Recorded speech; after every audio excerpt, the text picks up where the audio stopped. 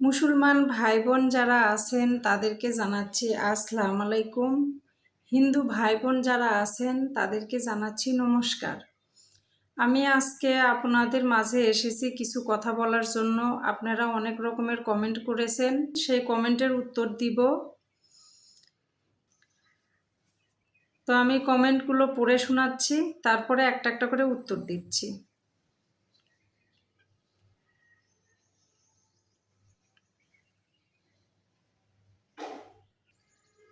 প্রথমে যে দিদির কমেন্টটা দেখছি, দিদির নাম হলো সুপ্রিয়া মণ্ডল। তো এই দিদি আমাকে প্রত্যেকটা ভিডিওতেই কমেন্ট করে। দিদি, আপনাকে আমার অনেক ধন্যবাদ। আপনি আমার প্রত্যেকটা ভিডিও দেখেন এবং প্রত্যেকটা ভিডিওতে ভালো ভালো কমেন্ট করেন। তো দিদি লেখছে, অনেক ভালো, তোমাদের ঘরের ভিতর লাউ হবে খুব সুন্দর, এই রকম ফার্স্টবার দেখলাম আমি। তো পরের কমেন্ট লেখছে, মানে নামটা দেখেন, এটাই লেখা আছে, দেখতে পাচ্ছেন কিনা? তো লেখছে দুবাই থেকে দেখা হচ্ছে। তারপরে কমেন্ট করছেন পাপড়ি মজুমদার। উনি লেখছে, দিদি তোমাদের কথা খুব ভালো লাগে শুনতে, ফ্রম ইন্ডিয়া, আগারতলা। তারপরে লেখছে রহিমা আক্তার। রহিমা আক্তার কমেন্ট করেছে, তোমাদের কল্যাণ কামনা করি, দোয়া রইল। অনেক ধন্যবাদ। তারপরে আলভি ইউ মাঝে মধ্যে কমেন্ট করে, কিন্তু উনি কোনো কিছু লেখে না, তবে এখানে শুধু দ লিখে থুয়ে দিছে। তারপরে এখানে কমেন্ট করছে অনিতা বাসু। অনিতা বাসু লিখছে নাইস ভিডিও, ধন্যবাদ। তারপরে জামাল হোসেন ইনিও আমার প্রত্যেকটা ভিডিওতেই কমেন্ট করে। তো ইনি লেখছে আসসালামু আলাইকুম, আপনারা সবাই কেমন আছেন, দোয়া রইল ভালো থাকেন ইনশাল্লাহ। ওয়ালাইকুম সালাম, আমরা ভালো আছি। তারপরে এই যে কমেন্টটা করছে, এনার যেহেতু আমি আরবি ভাষা বুঝি না, আরবি দিয়ে নাম লেখা, তাই আমি ওনার নামটা পড়তে পারলাম না, আপনাদের দেখাইয়া দিলাম। তারপরে লেখছে আলোহা। কথাটা হলো বিএসসি না, আর ওটা সাবস্ক্রাইব না। আসলে আমরা আঞ্চলিক ভাষায় কথা বলি, তো আর কথা বলতে বলতে অনেক সময় শুদ্ধ ভাষা অশুদ্ধ হয়ে যায়, যার জন্য উচ্চারণটাও ভুল হয়। আচ্ছা, উচ্চারণ একটু ঠিক করেন, যতই হোক আপনি একজন শিক্ষকের স্ত্রী। আমি শিক্ষকের স্ত্রী, আমার স্বামী শিক্ষিত, কিন্তু আমি আমার স্বামীর মতো অত লেখাপড়া করি নাই, আর আমি বরাবরই ইংলিশে একটু কাঁচা। আচ্ছা, একটা কথা জানার ছিল, আপনার স্বামী কি বেসরকারি স্কুলে ছিল? আমার স্বামী বেসরকারি স্কুলে ছিল।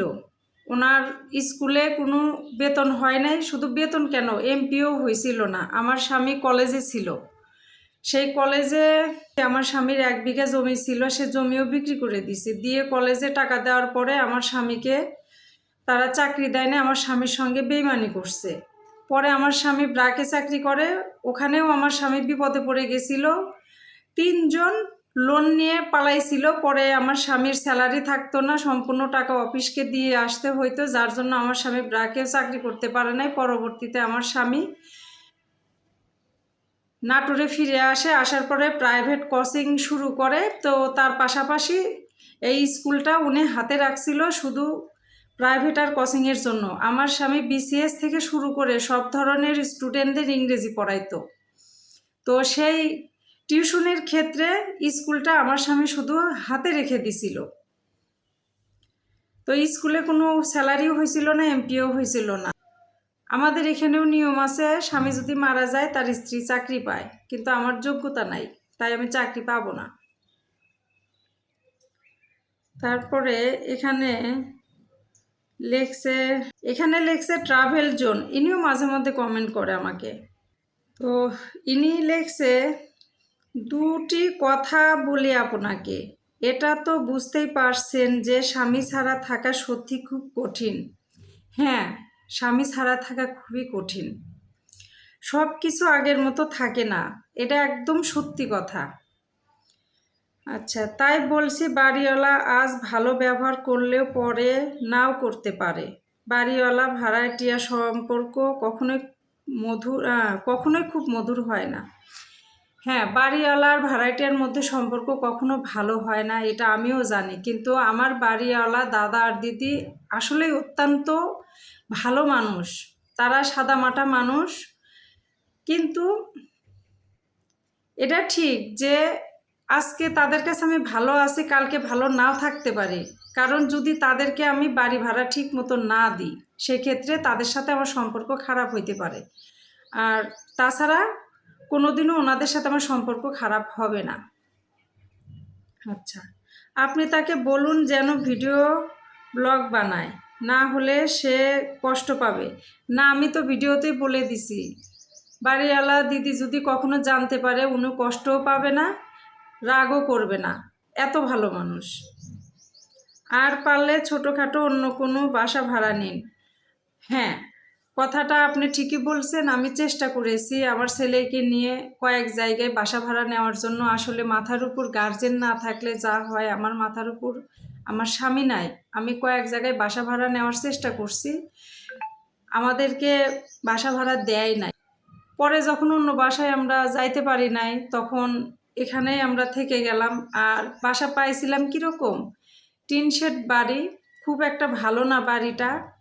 আপনারা আমার ভিডিওতে বুঝতে পারছেন যে বেশি কিছু না হলেও সামান্য কিছু কিন্তু আমার ঘরে আছে। তো এই সমস্ত জিনিস নিয়ে সেখানে যদি আমি বসবাস করি, আর আমার তো ধরেন আত্মীয় স্বজন আছে, তাদের বাসায় আমার অনেক সময় যেতে হয়। তো আগে ছেলেকে রেখে যেতাম ওর বাবার কাছে, এখন ওর বাবা নাই, এখন ছেলেকে নিয়ে আমার আত্মীয়র বাড়িতে যেতে হয়। তো সেই ক্ষেত্রে আমার বাসায় যে চোর ঢুকবে না, চুরি করবে না, এই গ্যারান্টি আমি দিতে পারবো না। কারণ আমাদের নাটোরে খুব চুরি হয়। আমি যে বাসাতে আছি এই বাসাতেও কিন্তু 2বার হামলা হয়েছিল। তো নিচে পুলিশ ভাড়া থাকে, পুলিশের বইয়ের জিনিসপত্র কিন্তু চুরি করে নিয়ে চলে গেছে। তো ওই জন্য চিন্তা ভাবনা করে দেখলাম যে আমরা এত সুন্দর বাড়িতে আছি, তারপরেও চোর ঢুকে যাচ্ছে। তো যদি টিন শেডে ভাঙাচোরা বাড়িতে যায় তাহলে ওখানে কিভাবে থাকবো, সেই চিন্তা ভাবনা করে এখানেই থেকে গেলাম। আমরা 5,000 টাকা দিয়ে বাসা ভাড়া থাকি। আর বাদ বাকি যে ভাড়াটিয়া আছে তারা সবাই 6,000, 6,500 টাকা করে বাসা ভাড়া দেয়। দিদি শুধু আমাদের কাছ থেকেই 5,000 টাকা নেয়, আর সবার কাছ থেকে 6-এর উপরে ভাড়া নেয়। আর আমাদের নাটোর শহরে 6,000, 6,500 টাকার নিচে 2টা রুম সহ বাসা পাওয়া যায় না। আর যে বাসাটা আমি ভাড়া নিয়েছিলাম টিন শেড, ওইটার ভাড়া ছিল 3,500 টাকা। এখন বিবেচনা করে দেখেন যে 1,500 টাকা বেশি ভাড়া দিয়ে আমরা একটা সেফ জায়গায় আছি, এটা কি আমাদের জন্য মঙ্গলজনক না? এটা আপনারাই বলেন। ছেলে যদি সময় পায় তাহলে বাচ্চাদের টিউশনি করাতে।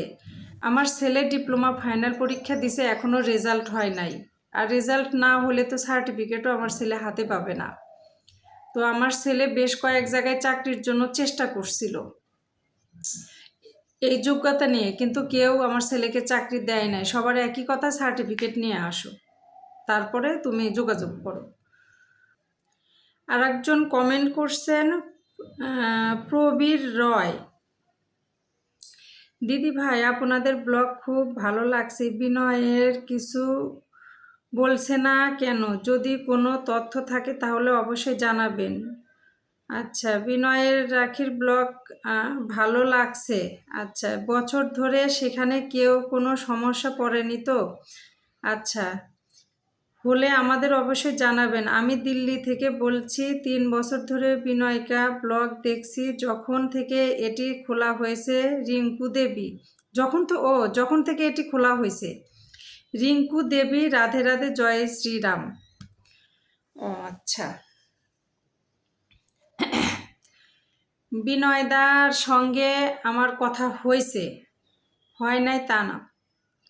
আখিদিকে আমি বেশ কয়েকবার কল দিছিলাম, আখিদি ব্যস্ততার কারণে ফোন ধরতে পারে নাই, পরে আখিদি আবার আমাকে যখন কল ব্যাক করছে তখন আমি ধরতে পারি নাই, আমি ব্যস্ততার কারণে। এখন এরকমই হচ্ছে, আমি কল দিলে আখিদি ধরে না, আখিদি কল দিলে আমি ধরি না, কারণ কেউ না কেউ ব্যস্ত থাকি। পরে যাই হোক বিনয়দার সাথে কথা হয়েছে, বিনয়দা বলল যে দিদি আমার ঘরে ইন্টারনেট বন্ধ আছে, তার জন্য আমি কারোর সাথে যোগাযোগ করতে পারতেছি না, আর আমি ঘর নিয়ে অনেক ব্যস্ত আছি। তো ভিডিওর কথা বললাম যে আপনি ভিডিও দিচ্ছেন না, অনেকে আমাকে প্রশ্ন করছে। তো দাদা বলল যে আমি ভিডিও দিব, কিন্তু যেদিন আমি ব্যস্ত থাকবো, সময় পাবো না, হয়তোবা সেদিন আমি ভিডিও দিতে পারবো না। তো দাদার ঘর রেডি হইতে অনেক দেরি হবে, অনেক সময় লাগবে দাদার ঘরটা তৈরি হইতে, এটুকুই বলল আমাকে। তো আর বাদ বাকি যখন দাদা ভিডিও দেয় দাদার ভিডিওতে দেখতে পাবেন। আচ্ছা, তারপর কমেন্ট করছে এই যে এনার নামটা আমি উচ্চারণ করতে পারতেছি না। তো ইনি লিখছে সালাম আলাইকুম। ওয়ালাইকুম সালাম, বারাকাত। দিদি কেমন আছেন? ভালো আছেন তো আশা করি। মাথা কাপড় দিলে আমরা ভিডিওটা দেখতে পারি সুন্দর মতে। অনেক সুন্দর কথা বলছেন। তো যাই হোক, আমি চেষ্টা করব মাথায় কাপড় দিয়ে ভিডিও বানানোর, আর আপনাদের মাথায় কাপড় দিয়ে ভিডিও দেখানোর চেষ্টা করব। তো কথাটা বলে অনেক ভালো করছেন। এই দেখেন, আপনার কমেন্টটা পড়ার পর আমি মাথায় কাপড় দিয়ে বসে পড়েছি। অনেক ধন্যবাদ এই কমেন্টটা করার জন্য। তারপরে জামাল হোসেন লিখছেন আসসালামু আলাইকুম বোন। তো উনি লিখছে বোন লাইয়ের পরিষ্কার করে দিলে মনে হচ্ছে লাউগুলো টিকতে পারে ইনশাল্লাহ। ঠিক আছে দাদা, করে দিব। ওই জামাল হোসেনে আর একটা কমেন্ট করছে আসসালামু আলাইকুম বোন, আপনাদের চলাফেরা কিভাবে হয়? খাবারের জন্য কি বেশ ব্যবসাথা করাছন? আমার এই মেসেজ লেখাতে কষ্ট নেবেন না ইনশাল্লাহ। আপনার পরের কথাটা উচ্চারণটা বুঝতে পারি নাই, তারপরে আমি বুঝতে পারলাম। তারপরে মনে হচ্ছে আপনি কি বলতে চাইছেন। আচ্ছা, খাবারের জোগাড় কিভাবে হয়? আপনি অনেক গুরুত্বপূর্ণ একটা কথা বলছেন। এই কথাটা আমাকে আরও অনেকেই বলছে, অনেকেই আমাকে ফোন দিয়ে জিজ্ঞাসা করছে। তো যেহেতু আপনি কমেন্টে বলছেন, আর যারা আমার ভিডিও দেখেন তাদের মধ্যেও হয়তোবা অনেক প্রশ্ন জমা থাকতে পারে যে এরা কিভাবে চলছে। আচ্ছা, আমার স্বামী যখন জীবিত ছিল তখন উনি বেশ কয়েক জায়গা থেকে, মানে বেশ কয়েক জায়গা বলে এনজিও থেকে লোন নিছিল। তো এটা তো ধরেন সব জায়গাতেই আছে যে যদি যে গ্রাহক লোন নেয় এবং তার যে বিমা থাকে তার স্বামীর নামে, তাদের দুইজনের একজন যদি মারা যায়, সেক্ষেত্রে লোনের টাকা পরিশোধ হওয়ার পরও সেখান থেকে আরও কিছু টাকা পয়সা দেওয়া হয়। তো আমিও সব জায়গা থেকে টাকা পয়সা পাইছিলাম। এর মাঝে আমার ছেলে উপবৃত্তি পাইছিল 5,000 টাকা, সেটা আমি ভিডিওতে মনে হয় বলে দিছিলাম। সেই 5,000 টাকা, তাছাড়া আমি যখন আমার বোনের বাড়িতে ছিলাম আমার ছেলেকে নিয়ে, তখন আমার ছেলের কাছে একটা ফোন আসে। তো ফোন আসার পর আমাকে ছেলে বলতেছে, মা আমাকে ফোন দিছে, কালকের মধ্যে ঢাকা যাইতে হবে, ঢাকা গিয়ে আমাকে ভার্সিটিতে ভর্তি হইতে হবে, না হলে অন্য ভার্সিটিতে ভর্তি হলে টাকা পয়সার অনেক সমস্যা হবে। তখন আমি বললাম কীরকম? বলতেছে এই ভার্সিটিতে ভর্তি হইতে 10,000 টাকা লাগে, আর 3 মাস পর পর 1,700 টাকা বেতন। তো এই কথা শুনে আমি খুব খুশি হইলাম। তো ওই মুহূর্তে আমার কাছে কোনো টাকা ছিল না, আমার তো মাথাটা খারাপ হয়ে গেছিল।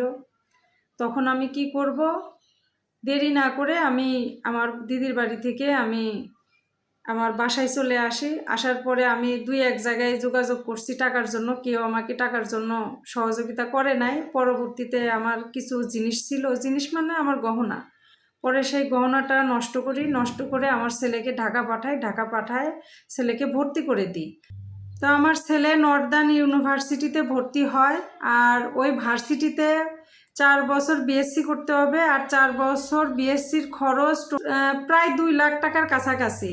আর ওইখানে 3 মাস পর পর বেতন দিতে হবে 1700 টাকা। তো অনেক বড় একটা সুযোগ। তো ছেলেকে বললাম যে বাবা, পৃথিবীতে মানুষের বিপদ কখনো পড়ে থাকে না, কোনো না কোনো দিক দিয়ে মানুষ বিপদ থেকে বের হয়। তো আজকে যদি তোকে আমি না ভর্তি করতে পারি, পরবর্তীতে যখন ভর্তি করার মতো আমাদের অবস্থান চলে আসবে তখন কিন্তু আফসোস হবে। তো ওই ভেবে আমি জিনিস ক্ষতি করে ছেলেকে ঢাকা পাঠিয়ে দিছিলাম।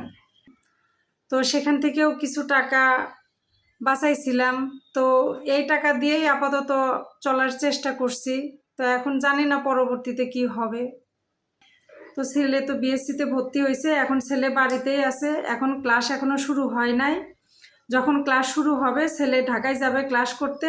তো সেই জন্যই আমি আপনাদের কাছে সব সময় অনুরোধ করি যে আপনারা আমার পাশে থাকেন, আপনারাই আমার শক্তি, আপনারাই আমার এখন চলার সাথী, আমার পরম বন্ধু। এখন আপনাদের সাপোর্ট ছাড়া আমি কিছুই করতে পারবো না। আজকে হয়তো বা আমি কষ্ট করে আমি দিন পাড়ি দিচ্ছি, পরবর্তীতে আমার কি হবে আমি নিজেও জানি না।